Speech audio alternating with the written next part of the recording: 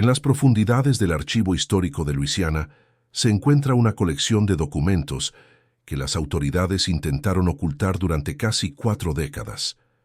Estos papeles, descubiertos en 1902, revelan la verdadera historia de lo que ocurrió en la plantación de algodón de los hermanos Morgan en la parroquia de Pointe Coupée. Hoy los restos de aquella propiedad yacen casi olvidados, cubiertos por la vegetación exuberante que caracteriza el sur de Luisiana. Los cimientos de piedra apenas visibles entre la maleza y los árboles de magnolia son el único testigo silencioso de los horrores que allí sucedieron. Lo que sigue es el primer relato completo de lo que muchos consideran uno de los actos de resistencia más significativos y silenciados de la historia americana.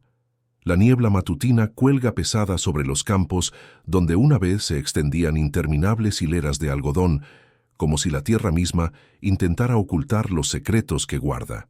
La historia de la plantación Morgan comenzó a salir a la luz cuando un equipo de arqueólogos, encargados de la restauración de la antigua casa señorial en 1902, descubrió una cámara oculta bajo las tablas del suelo del estudio principal. Lo que encontraron desafió la narrativa oficial que durante décadas había clasificado los eventos de 1863 como un motín sin motivo. Entre los objetos recuperados había diarios personales con cubiertas de cuero desgastado, documentos administrativos con manchas de humedad y algo mucho más perturbador: restos óseos humanos junto a instrumentos que solo podían haber servido para infligir dolor. Este canal no es para todos, pues lo que revelan estos documentos contradice directamente la historia sanitizada que muchos prefieren creer sobre la institución de la esclavitud en el sur americano. La parroquia de Pointe Coupée, Luisiana, en la década de 1860, era un lugar aislado incluso para los estándares de la época. Situada en un meandro del río Mississippi, la región se caracterizaba por sus extensas plantaciones de algodón y caña de azúcar que dominaban tanto el paisaje como la economía local. Los registros del censo de 1860 indican que más del 70% de la población estaba compuesta por personas esclavizadas, una proporción que superaba la media incluso en el profundo sur. Antes de continuar con este perturbador relato, es importante señalar que la plantación de los Morgan no era particularmente notable hasta 1858, cuando el fallecimiento del patriarca, Jeremiah Morgan, dejó la propiedad en manos de sus 3 hijos, William, Thomas y Edward. Los hermanos Morgan habían crecido principalmente en Nueva Orleans, lejos de la plantación que financiaba su educación y estilo de vida. Un registro de transacciones bancarias encontrado entre los documentos revela que los 3 regresaron a la propiedad familiar solo después de acumular deudas considerables en la ciudad. William, el mayor a los 32 años, había perdido más de $45,000 en apuestas, una suma astronómica para la época. Thomas, de 29 años, había invertido desastrosamente en empresas navieras que quebraron. Edward, el menor con 26 años, no tenía oficio ni beneficio más allá de una reputación como bebedor empedernido. La llegada de los hermanos Morgan a la plantación en abril de 1858 marcó el inicio de un cambio radical en la administración de la propiedad. Una carta de un comerciante de Nueva Orleans, dirigida a William Morgan, fechada en mayo de 1858, hace referencia a sus nuevos métodos para incrementar la producción y expresa sorpresa por el ambicioso objetivo de duplicar la cosecha en 2 años. Los registros contables de la plantación, meticulosamente mantenidos por el anterior administrador, muestran que, bajo la dirección del patriarca Jeremiah, la producción anual se había mantenido estable en aproximadamente 180 balas de algodón. En 1860, apenas 2 años después de la llegada de los hermanos, la producción había alcanzado las 320 balas. Este incremento extraordinario de productividad no se debió a innovaciones tecnológicas ni a una expansión de los terrenos cultivados. Los documentos laborales de la plantación revelan que los hermanos implementaron lo que denominaban un sistema de eficiencia mejorada. En la práctica, esto significaba jornadas laborales extendidas de 14 a 16 horas, reducción de raciones alimenticias y un régimen disciplinario que los propios hermanos supervisaban personalmente. ¿Qué estado de los Estados Unidos está escuchando esta historia? Nos gustaría saberlo. Una de las primeras acciones de los Morgan fue contratar a dos nuevos capataces, Jackson Whitley y Bartholomew Crane, ambos con reputación de especialistas en disciplina en otras plantaciones de la región. Un recibo fechado en junio de 1858 documenta la compra de 12 látigos nuevos de cuero trenzado con mango reforzado y 6 juegos de grilletes con cadenas. El diario personal de William Morgan, uno de los documentos más reveladores encontrados en la cámara oculta, contiene entradas detalladas sobre lo que él consideraba la ciencia del manejo de esclavos. He observado que el dolor físico, aunque efectivo, tiene sus limitaciones, escribió William el 13 de agosto de 1858. La verdadera clave para obtener el máximo rendimiento es la destrucción sistemática de cualquier sentido de comunidad o familia entre ellos. Hoy he ordenado la primera separación. El resultado ha sido altamente satisfactorio. La productividad en los campos ha aumentado notablemente solo con la amenaza de más separaciones. Esta entrada hace referencia a lo que sería una práctica habitual bajo el régimen de los Morgan: la separación de familias como herramienta de control. Los registros de venta muestran que entre 1858 y 1862, un total de 28 personas esclavizadas fueron vendidas a otras plantaciones, casi siempre separando padres de hijos o esposos de esposas. Estas ventas no respondían a necesidades económicas, sino que formaban parte de la estrategia de los hermanos para mantener a la población esclavizada en un estado constante de terror e incertidumbre. El censo de 1860 registraba 87 personas esclavizadas en la plantación Morgan. Sin embargo, los registros internos de la plantación, descubiertos en la cámara oculta, listaban solo 74 para el mismo año.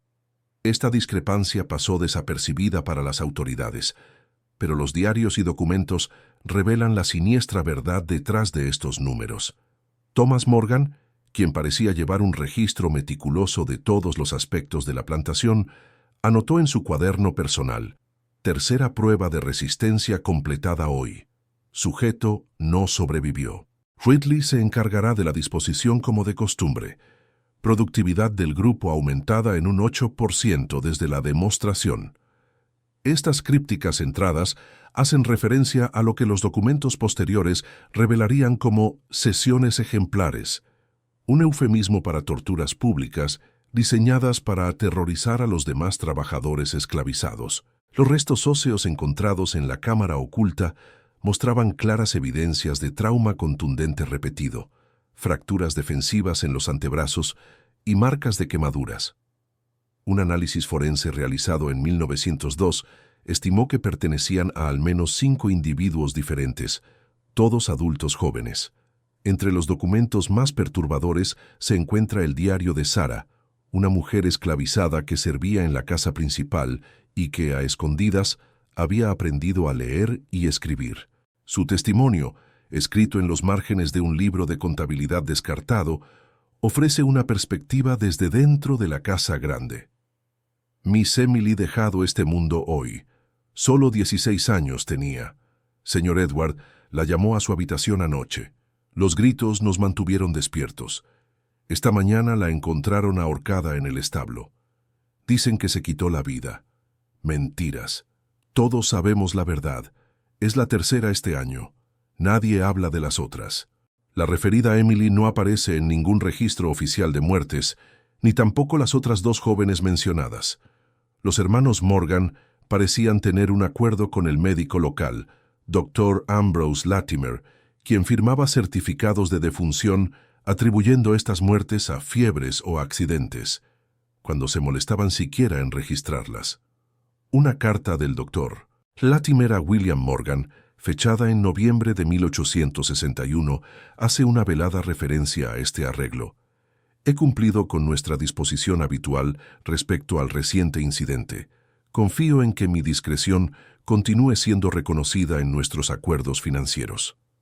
Los testimonios recogidos décadas después entre los descendientes de los supervivientes revelan que las condiciones en la plantación Morgan habían degenerado hasta niveles que escandalizaban incluso a los estándares de la época. Una práctica particularmente cruel, implementada por Edward Morgan, era lo que él llamaba la lotería del domingo. Después del servicio religioso obligatorio que los hermanos imponían como una forma más de control, Edward seleccionaba aleatoriamente a una persona para recibir un castigo por alguna infracción inventada.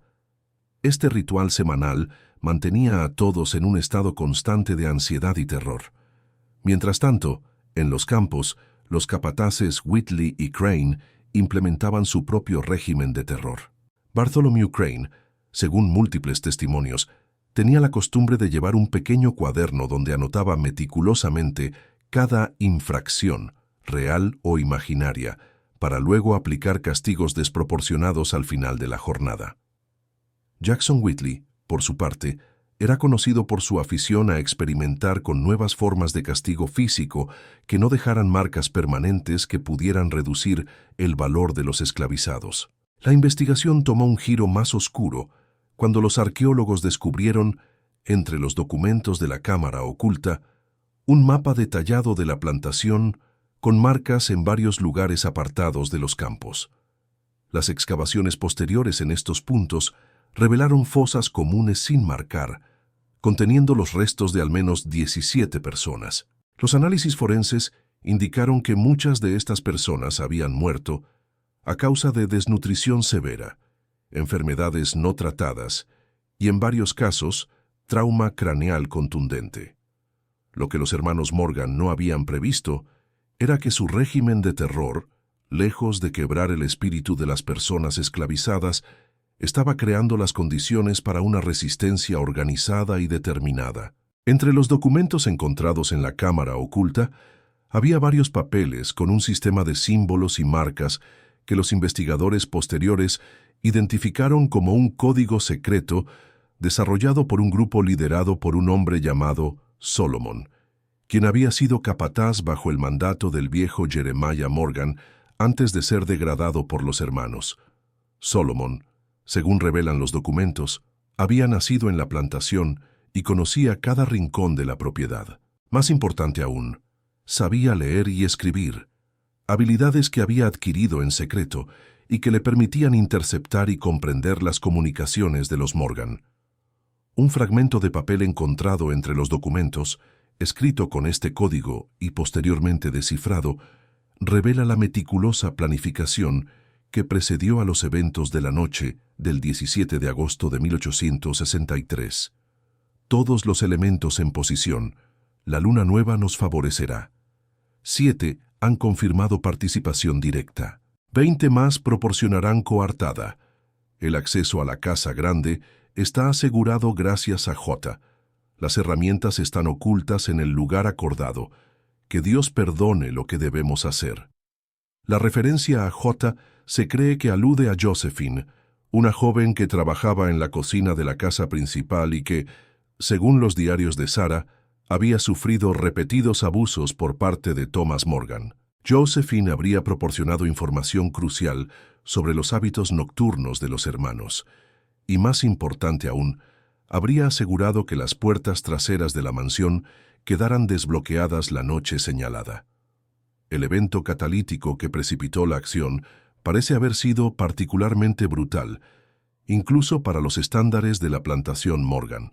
2 semanas antes de la noche del 17 de agosto, William Morgan había ordenado un castigo ejemplar para un hombre llamado Isaiah, acusado de intentar escapar. Según el diario de Sarah, lo ataron al poste durante 3 días, sin agua bajo el sol. Cuando su esposa Ruth intentó llevarle agua, el señor William ordenó que la azotaran allí mismo. Perdió al bebé que llevaba. Isaiah no sobrevivió la noche. Ruth no ha hablado desde entonces. Este incidente que cobró 3 vidas, Isaiah, Ruth que enloquecería de dolor y se dejaría morir de inanición en los días siguientes y el hijo nonato, parece haber sido el detonante final. Los documentos indican que la planificación, que probablemente llevaba meses en desarrollo, se aceleró dramáticamente tras estos hechos. Una serie de marcas en el código secreto, encontradas en varios puntos de la plantación, sugieren que se estableció un sistema de comunicación para coordinar los movimientos de los conspiradores. La noche del 17 de agosto de 1863 no presentaba nada inusual en la rutina de la plantación Morgan. Los registros meteorológicos de la época indican que fue una noche particularmente calurosa y húmeda, típica del verano de Luisiana. Los hermanos Morgan habían cenado juntos, como era su costumbre, en el comedor principal de la mansión. Los capataces Whitley y Crane habían realizado su ronda nocturna habitual antes de retirarse a sus respectivas cabañas en los límites de la propiedad. Deja un comentario con tu teoría sobre por qué las autoridades ocultaron estos eventos durante tanto tiempo. Lo que sucedió a continuación ha sido reconstruido a partir de los documentos encontrados y los testimonios posteriores. Aproximadamente a la medianoche, un grupo de 7 personas, lideradas por Solomon, accedió silenciosamente a la mansión principal a través de la puerta trasera que Josephine había dejado desbloqueada. Simultáneamente, otros 2 grupos se dirigieron a las cabañas de los capataces. La operación, según revelan los documentos, había sido planeada con precisión militar. El diario de Solomon, encontrado oculto en una cavidad bajo su cabaña décadas después, ofrece un testimonio directo de los eventos. La justicia ha sido servida esta noche. Los que han pasado de esta vida al otro mundo no encontrarán paz. Los Morgan fueron tomados en sus habitaciones. Whitley intentó resistirse, pero no tenía posibilidad. Crane suplicó, ofreció dinero, tierras, libertad. Demasiado tarde para negociaciones, demasiado tarde para misericordia. Les hemos dado la misma que ellos nos dieron a nosotros. La brutal eficiencia de la operación sugiere una planificación detallada y un conocimiento profundo de la propiedad. Los 5 hombres, los 3 hermanos Morgan y los 2 capataces fueron asesinados en el transcurso de aproximadamente 1 hora. Los detalles específicos de sus finales han sido objeto de debate entre historiadores, pero los documentos y evidencias forenses sugieren que no fueron finales rápidos. Las herramientas encontradas en la cámara oculta, manchadas con sangre que los análisis confirmaron pertenecía a los 5 hombres, indican que los conspiradores aplicaron muchos de los mismos métodos que habían sufrido bajo el régimen de los Morgan. Lo más sorprendente de los eventos de aquella noche no fue la violencia misma, sino lo que sucedió después. En lugar de huir inmediatamente como cabría esperar, los conspiradores implementaron la segunda fase de su plan. Según los documentos, pasaron las siguientes horas reuniendo y ocultando evidencias que justificaban sus acciones.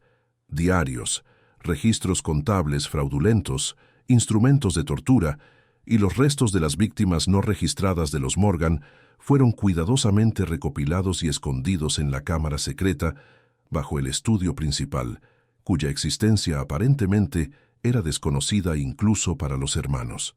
El diario de Solomon explica la lógica detrás de esta decisión. La verdad debe preservarse, aunque no sea el momento de revelarla. Algún día, cuando Dios lo disponga, estos documentos saldrán a la luz y el mundo conocerá lo que realmente ocurrió aquí. No somos asesinos, somos jueces, jurado y ejecutores de una sentencia largamente postergada. Esta previsión resultaría profética, aunque Solomon no viviría para verlo. La mañana siguiente, cuando los hechos fueron descubiertos, la respuesta de las autoridades fue rápida y despiadada. Un destacamento de soldados confederados, desviados temporalmente de sus deberes en la guerra civil, fue enviado a la plantación. La versión oficial publicada en el Pointe-Coupé Echo el 20 de agosto de 1863 describía los hechos como un motín salvaje sin provocación ni motivo, típico de la naturaleza violenta e ingrata de los negros. La investigación oficial fue superficial en el mejor de los casos, deliberadamente encubridora en el peor. El sheriff local, Thaddeus Jenkins, era primo político de los Morgan y tenía intereses financieros en varias plantaciones vecinas. Sus notas de investigación, encontradas posteriormente en los archivos del condado, dedican apenas 2 páginas a un caso de 5 homicidios. Su conclusión, escrita apresuradamente al final del documento, establece crimen cometido por personas o personas desconocidas, probablemente esclavos fugitivos de plantaciones vecinas. No hay evidencia que sugiera la participación de los esclavos de la plantación Morgan, quienes, según todos los testimonios, estaban satisfechos con su situación. Esta conclusión contradice directamente las evidencias físicas encontradas en la escena, incluyendo huellas que conducían claramente desde la mansión hacia las cabañas de los esclavizados. Más revelador aún es un telegrama enviado por Jenkins al gobernador de Luisiana el 19 de agosto, apenas 2 días después de los hechos. Situación contenida. Ejemplo público necesario para prevenir inspiración. Recomiendo máxima publicidad para ejecuciones. El ejemplo público al que se refería Jenkins no tardó en materializarse. Aunque no existían evidencias concretas contra individuos específicos, 12 hombres de la plantación Morgan fueron seleccionados arbitrariamente y ejecutados sin juicio el 21 de agosto de 1863. Entre ellos estaba Solomon, identificado como instigador probable, basándose únicamente en su posición anterior como capataz y en el respeto que ostentaba entre los demás esclavizados. Las ejecuciones se llevaron a cabo en la plaza central de la plantación, frente a los demás esclavizados obligados a presenciar el espectáculo. Un artículo del New Orleans Picayune, fechado el 23 de agosto, describe la escena con un tono que hoy resulta perturbador en su deshumanización. La justicia ha sido rápida y ejemplar en Pointe-Coupée. 12 de los perpetradores del horrible crimen contra la familia Morgan han sido colgados públicamente, restaurando así el orden natural y la confianza en nuestras instituciones. Se espera que este acto de firme resolución disuada cualquier idea similar entre la población servil de las plantaciones vecinas. Lo que las autoridades no sabían era que la verdadera historia había sido preservada, oculta, bajo sus propios pies. La cámara secreta, accesible solo a través de un mecanismo oculto en la biblioteca de la mansión, permaneció sellada durante casi 4 décadas. La plantación Morgan, sin herederos directos, pasó a manos de un primo lejano que nunca residió en la propiedad. La mansión quedó abandonada poco después del final de la Guerra Civil y la emancipación, convirtiéndose gradualmente en una ruina cubierta por la vegetación. Fue solo en 1902, cuando un grupo de inversores de Nueva Orleans adquirió la propiedad con la intención de restaurarla como hotel, que la verdad comenzó a emerger. Los trabajadores de restauración descubrieron la cámara oculta casi por accidente, cuando el piso del estudio principal cedió bajo el peso de un andamio. Lo que encontraron dentro provocó un escándalo inmediato que dividió a la comunidad local. Por un lado, muchos descendientes de familias plantadoras intentaron desacreditar los hallazgos, argumentando que los documentos eran falsificaciones o que habían sido malinterpretados. El Pointe-Coupée Conservative publicó un editorial el 15 de mayo de 1902, afirmando que estos supuestos descubrimientos no son más que un intento de mancillar la memoria de una respetable familia sureña y, por extensión, de toda nuestra herencia. Por otro lado, historiadores y activistas por los derechos civiles vieron en estos documentos una validación de las historias transmitidas oralmente en las comunidades afroamericanas durante generaciones. W. B. Du Bois, quien visitó el sitio en 1903, escribió: «Lo que estos papeles revelan no es una aberración, sino la expresión más extrema de un sistema inherentemente brutal. La resistencia de estos hombres y mujeres no fue un acto de salvajismo, como se pretendió hacer creer, sino una afirmación desesperada de su humanidad frente a condiciones inhumanas». La controversia llegó a tal punto que el gobernador de Luisiana ordenó una investigación oficial. La comisión, compuesta principalmente por académicos de la Universidad de Tulane, pasó 6 meses examinando los documentos y restos encontrados. Su informe final, publicado en febrero de 1904, confirmaba la autenticidad de los hallazgos y concluía: Los eventos ocurridos en la plantación Morgan en agosto de 1863 representan un caso de justicia extralegal motivado por abusos sistemáticos y extremos. Las autoridades de la época, por razones políticas y sociales evidentes, eligieron encubrir tanto los crímenes originales como la verdadera naturaleza de la respuesta a los mismos. El impacto de estas revelaciones fue profundo, aunque limitado geográficamente. Los principales periódicos nacionales apenas cubrieron la historia, y fuera de los círculos académicos y activistas, el caso de la plantación Morgan permaneció relativamente desconocido.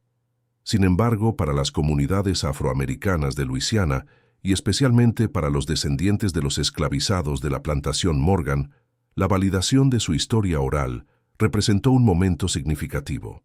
En los años siguientes, la propiedad fue adquirida por el estado de Luisiana y convertida en un pequeño museo histórico que funcionó hasta 1928, cuando un incendio destruyó gran parte de lo que quedaba de la estructura original. Los documentos y artefactos, afortunadamente, habían sido trasladados a los archivos estatales, donde permanecen hasta hoy, accesibles a investigadores y al público general. La historia de la plantación Morgan y los eventos de agosto de 1863 ofrecen una ventana a un aspecto de la historia americana que durante demasiado tiempo ha sido suavizado o directamente ignorado. Más allá del horror de los abusos cometidos por los hermanos Morgan y más allá de la violencia de la respuesta, estos eventos revelan la complejidad de la resistencia humana frente a la opresión sistemática. Los hombres y mujeres que planearon y ejecutaron lo que posteriormente se conocería como la Noche Macabra de los Morgan no eran simplemente víctimas pasivas de un sistema brutal. Eran individuos con agencia que, enfrentados a condiciones intolerables, tomaron decisiones conscientes y calculadas. Su acción no fue un estallido espontáneo de violencia, como inicialmente se pretendió hacer creer, sino el resultado de una cuidadosa planificación estratégica. La previsión de Solomon al preservar las evidencias de los crímenes de los Morgan demuestra una comprensión sofisticada de la narrativa histórica y de cómo ésta es construida por quienes detentan el poder. Al crear este archivo clandestino, Solomon y sus compañeros conspiradores estaban desafiando no solo la autoridad inmediata de sus opresores, sino también el control que estos ejercían sobre la memoria histórica. Hoy, más de 160 años después de aquella noche de agosto, la historia de la plantación Morgan sigue siendo relevante como recordatorio de las complejidades y contradicciones de la historia americana. Nos recuerda que bajo la superficie de narrativas simplificadas yacen historias de resistencia, agencia y determinación humana que merecen ser conocidas y reconocidas. El legado más duradero de esta historia no radica en los detalles macabros de los crímenes cometidos, ni siquiera en la justicia brutal que finalmente cayó sobre sus perpetradores, sino en la determinación de preservar la verdad para las generaciones futuras. Como escribió Solomon en la última entrada de su diario, encontrada en la cámara oculta, la verdad es como una semilla enterrada. No importa cuánta tierra arrojen sobre ella, eventualmente encontrará su camino hacia la luz. A día de hoy, los campos donde una vez se extendía la plantación Morgan han sido reclamados por la naturaleza. Los cimientos de piedra de la mansión principal apenas son visibles entre la vegetación y pocos visitantes casuales conocen la historia del lugar. Sin embargo, en los archivos estatales, los documentos recuperados de aquella cámara oculta continúan testificando silenciosamente, preservando el recuerdo de aquellos que se negaron a permitir que su historia fuera borrada. Y en las comunidades cercanas, descendientes tanto de los esclavizados como de las familias plantadoras, conviven con este legado complejo, un recordatorio de que la historia americana, como la humana en general, nunca es tan simple como quisiéramos creer. Mientras nos alejamos de los restos olvidados de la plantación Morgan, las palabras proféticas de Solomon resuenan a través del tiempo. La verdad debe preservarse. En un mundo donde las narrativas históricas continúan siendo contestadas y reescritas, quizás El mayor tributo que podemos rendir a los hombres y mujeres que vivieron y murieron en estos campos es nuestro compromiso con esa misma verdad, por incómoda o perturbadora que resulte. Este canal no es para todos, pero para aquellos que valoran la historia en toda su complejidad, historias como la de la noche macabra de los Morgan nos recuerdan por qué debemos seguir excavando en nuestro pasado colectivo, buscando siempre una comprensión más profunda y matizada de quiénes somos y de dónde venimos.